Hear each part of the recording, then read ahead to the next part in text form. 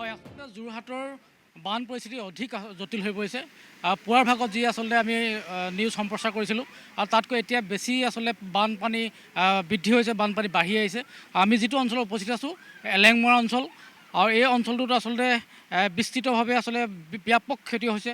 মানুহৰ ইতিমধ্যে বহুত মানুহৰ ঘৰ ইতিমধ্যে পানীৰ তলত ডুব গৈছে, আৰু লগতে বহুত মানুহ ইতিমধ্যে ঘৰৰ পৰা ওলাব পৰা নাই, পানীৰ কাৰণে আবদ্ধ হৈ আছে। তেওঁ যথেষ্ট ইয়াত গাঁও অঞ্চলৰ যি পশুধনো ইতিমধ্যে বহুত পশুধন ইতিমধ্যে উলিয়াব পৰা নাই, যেন তেনে এটা দুটাকৈ ইতিমধ্যে পশু ইতিমধ্যে ৰাস্তালৈ ওখ জেগালৈ ইতিমধ্যে ৰাইজে উলিয়াই আনিছে। আৰু মই সমগ্ৰ পৰিৱেশ মেঘে দেখাই আছে। এইটো এটা মূল পথ, আচলতে এই অঞ্চলৰ এটা মূল পথ। এইটো শ'লমৰা অঞ্চল, ইতিমধ্যে শ'লমৰা অঞ্চলৰ এটা মূল পথ, এই হাইৱে বুলি ক'ব লাগিব।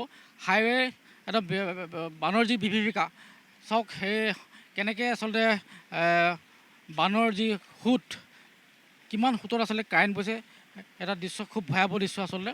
আৰু এই হৈছে আপোনাৰ ভোগদৈ নদীৰ আচলতে যি বিভীষিকা, ভোগদৈ নদীৰ যি তাণ্ডৱ, এই তাণ্ডৱৰ কাৰণে আচলতে এই বানপানী এটা পৰিস্থিতি হৈছে। প্ৰায় 18 বছৰৰ পিছত আচলতে এই শ'লমৰা অঞ্চলত এনেদৰে বানৰ আক্ৰান্তত ইতিমধ্যে মানুহ যথেষ্টখিনি ক্ষতি হৈছে। মই স্থানীয় ইয়াত যথেষ্ট লোক আছে, মই জানিবলৈ চেষ্টা কৰিম আচলতে 18 বছৰৰ পিছত আপোনালোকে এইটো এনেকুৱা বানৰ পৰিস্থিতিৰ সন্মুখীন হৈছে। আচলতে এতিয়া আপোনাৰ যিটো ডাকঘৰ, এই ডাকঘৰটো ইতিমধ্যে পানীৰ তলত ডুব গৈছে, আৰু বিস্তৃত অঞ্চল আছে, কেইবাখনো গাঁও ইতিমধ্যে পানীৰ তলত ডুব গৈছে, আৰু বহুত মানুহ ইতিমধ্যে সোমাই আছে, তেওঁলোকে আবদ্ধ হৈ আছে, ওলাব পৰা নাই। কি ক'ব? যিহেতু যোৱাকালিৰ পৰা আপোনাৰ বানপানীৰ সঠিক পৰিৱেশ সৃষ্টি হৈছে, কাৰণে বৃহত্তৰ অঞ্চল বানপানীৰ কাৰণে গোটেই জলমগ্ন হ'ব লগা অৱস্থাত পৰিছে। এইটো আমি প্ৰায় 15 বছৰ আগত এই পৰিস্থিতিটো হৈছিলে, কিন্তু এতিয়া আমি 15 বছৰৰ পিছত পৰিস্থিতি দেখিবলৈ পাইছোঁ। আৰু সমগ্ৰ গোটেই বিস্তৃত খেতিপথাৰ অঞ্চল পানীত বুৰ হৈছে।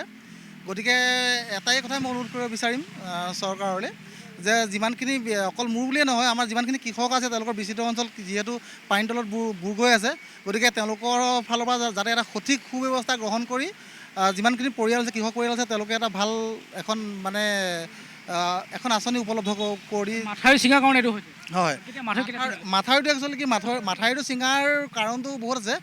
প্ৰায়ে মই আজি যোৱা বছৰৰ পৰা দেখিছোঁ, যোৱা বছৰৰ পৰা গোটেই মাথাউৰিটো আপোনাৰ তলত পুং আছে, পুঙৰ কাৰণে মাথাউৰিটো ছিগিবলৈ পাইছে। তাত হেৰিয়ৰ এইটো কি বুলি কয়, এইটো উই বাঁহ হৈছে, উই বাঁহ হোৱাৰ ফলত গোটেই আপোনাৰ মাথাউৰিটো প্ৰতিটো 100 মিটাৰ ডিষ্টেঞ্চত গোটেই মাথাউৰিটো ভিতৰত পুং দিছে। মই যোৱাবাৰ নিজেও তাত বস্তা দিছিলোঁ, যোৱাবাৰ প্ৰায়ে গোটেই ৰাতিটো তাতে কটাইছিলোঁ, কিন্তু এইবাৰ যাবলৈ নোৱাৰিলোঁ, কাৰণ এইবাৰ 2-3 জেগাত যিটো মাথাউৰিটো সম্পূৰ্ণৰূপে ছিগি গৈছে, সেইকাৰণে যোৱাৰ অসুবিধাৰ কাৰণে মই তাত যাব নোৱাৰিলোঁ। কিন্তু হ'লেও যিমান পাৰোঁ চেষ্টা কৰিছোঁ ৰাইজৰ স্বাৰ্থত, ৰাজহুৱাৰ স্বাৰ্থত কামখিনি কৰিবলৈ। মানুহখিনি যিখিনি আবদ্ধ হৈ আছে, খাদ্য এতিয়ালৈকে ৰাতিপুৱা খোৱা নাই বহুত মানুহে, এই খাদ্যখিনি কেনেকৈ পাইছে, কি হ'ব? খাদ্যখিনিৰ কাৰণে যথেষ্টখিনি সমস্যা হৈছে। যিহেতু মই এতিয়া দেখিছে আপোনালোকে, মই গৰুৰ কাৰণে কেনেকৈ মই খেৰ আনিব লগা অৱস্থা হৈছে। এতিয়া যিটো পৰিৱেশৰ আমি সন্মুখীন হৈ আছোঁ, এই পৰিৱেশটো সঁচাকৈ ক'বলগীয়া। চন্দন, ধন্যবাদ জ্ঞাপন কৰিছোঁ। আৰু যোৰহাটৰ দৃশ্য দেখুৱাইছিলে, বানাক্ৰান্তত যোৰহাটৰো হাহাকাৰ অৱস্থা।